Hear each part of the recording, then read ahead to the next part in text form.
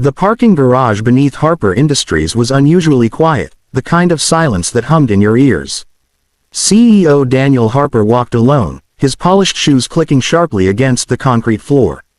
It had been a brutal day, investors demanding growth, employees begging for mercy, and decisions that left no room for guilt. The company was thriving, yet Daniel felt hollow. He pressed the key fob, and his black luxury sedan blinked to life across the garage. That's when a voice shattered the silence. "Sir, don't get in the car." Daniel froze, his hand midair. Annoyance flared as he turned. Near a yellow mop bucket stood a janitor, gripping the handle like a lifeline. His uniform was faded, his shoulders slumped from years of quiet labor, but his eyes were sharp, terrified. "What did you say?" Daniel snapped. The janitor took a cautious step forward. "Please, sir, just don't." Daniel checked his watch. Midnight. He exhaled sharply. "I don't have time for jokes," he said, reaching again for the door handle. The janitor's voice cracked. "I'm not joking." Something in that tone, raw, desperate, made Daniel pause. The man swallowed hard, glancing nervously around the garage as if expecting something terrible to happen at any second. "My name's Evan," he said. "I clean this level every night. Earlier, I was under that car, picking trash, wiping oil stains. I heard a sound, a ticking, slow, steady." Daniel laughed once, short and disbelieving. "You expect me to believe my car is a bomb?" Evan shook his head. "I don't know what it is. I just know it isn't right." His hands trembled. "My daughter has a toy clock. Makes the same sound. I learned to listen for things like that." Daniel studied him now. Not a janitor, but a father. A man with nothing to gain and everything to lose. "I almost ignored it," Evan admitted quietly. "People like me, were supposed to stay invisible." He met Daniel's eyes. "But if I stayed quiet and something happened to you, I'd never forgive myself." The garage lights flickered. Daniel slowly stepped away from the car.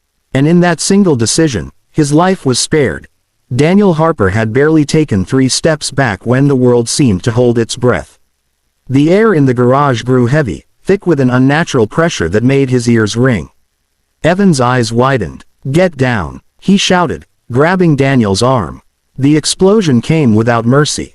A deafening boom tore through the concrete structure, followed by a wave of heat that slammed into them like a freight train.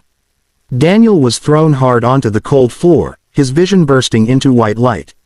The roar echoed endlessly, bouncing off the walls, as fire engulfed the sleek black sedan. Car alarms screamed in chaotic harmony. Sprinklers burst to life, raining water that instantly turned to steam. Smoke rolled across the ceiling, choking and blinding. Daniel coughed, struggling to push himself up. His ears rang so loudly he could barely hear his own breathing. Through the haze, he saw flames licking what was left of his car, twisted metal, shattered glass, luxury reduced to ash in seconds. Evan lay nearby, blood trickling from a cut on his forehead. Despite the pain, he forced himself upright. "Sir, are you hurt?" Daniel stared, unable to speak. His hands shook uncontrollably. Just moments ago, he had been inches from that driver's seat. Inches from death. Security guards burst into the garage, shouting orders. "Bomb. Everyone clear the area." Red and blue lights flashed as emergency vehicles arrived within minutes. Firefighters battled the blaze while police pushed everyone back. A bomb squad technician crouched beside the wreckage, nodding grimly. "Targeted device," he said. If he'd gotten in, he wouldn't have made it. Daniel felt his knees give way. He leaned against a pillar, staring at Evan, the man who had shouted when it would have been easier to stay silent. "I didn't know for sure," Evan said quietly, his voice shaking. "But I couldn't take the chance. My little girl, she waits up for me every night. I kept thinking, if I were in your place, I'd want someone to warn me." Paramedics wrapped Evan's head and checked Daniel's vitals.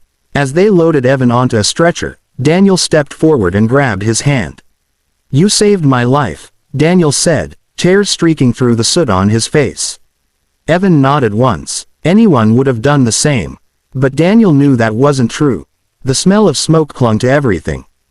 Daniel Harper sat on the edge of an ambulance, a gray blanket draped over his shoulders, watching firefighters hose down the remains of what had once been his car. Twisted metal steamed under the floodlights, a silent reminder of how close death had come.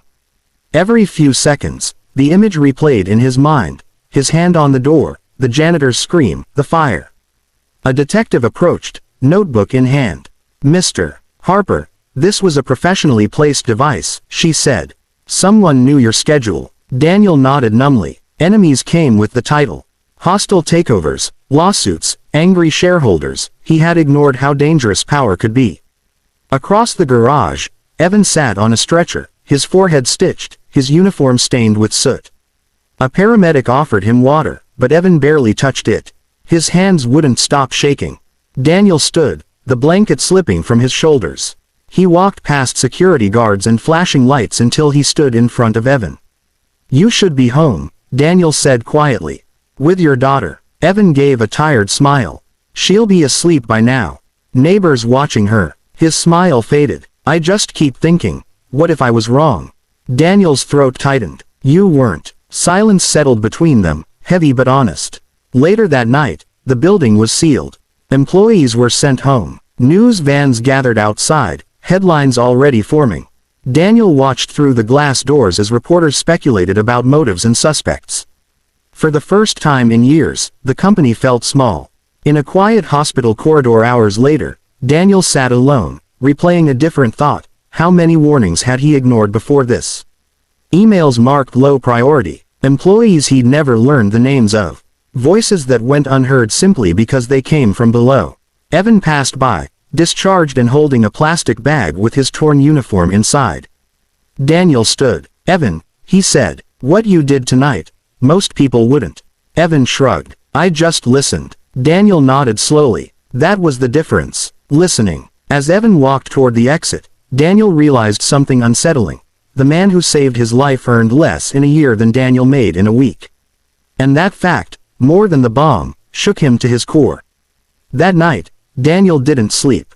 Because survival had given him something far more dangerous than fear. It had given him clarity. 3 weeks after the explosion, the executive boardroom at Harper Industries looked the same. Glass walls, polished table, silent authority. But Daniel Harper was no longer the same man who once sat at its head without looking twice at the people who kept the building running. He stood by the window, watching employees arrive below. Janitors, security guards, assistants, people he had once passed without noticing. "Send Evan Miller in," Daniel said. When Evan entered, he hesitated, uncomfortable in borrowed dress shoes and a pressed shirt that didn't quite feel like him. "Sir, am I in trouble?" Daniel turned, shaken by the question. "No," he said firmly. "You're here because you saved my life."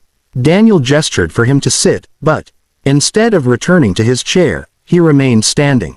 "I've replayed that night 100 times, Daniel said. "Not the explosion, the warning. The moment someone finally spoke, and I finally listened." Evan shifted. "I just did what felt right." Daniel slid a folder across the table.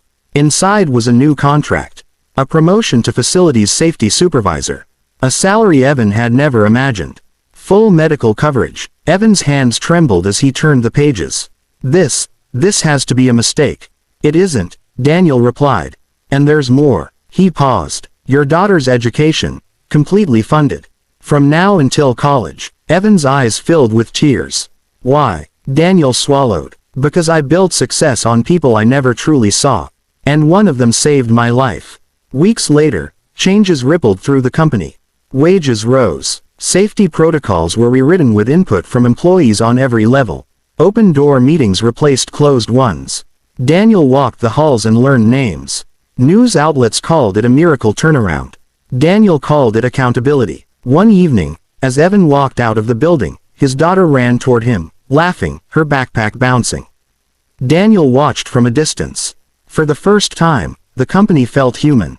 Power hadn't saved Daniel Harper. A voice had. And sometimes, the bravest thing a person can do is speak up.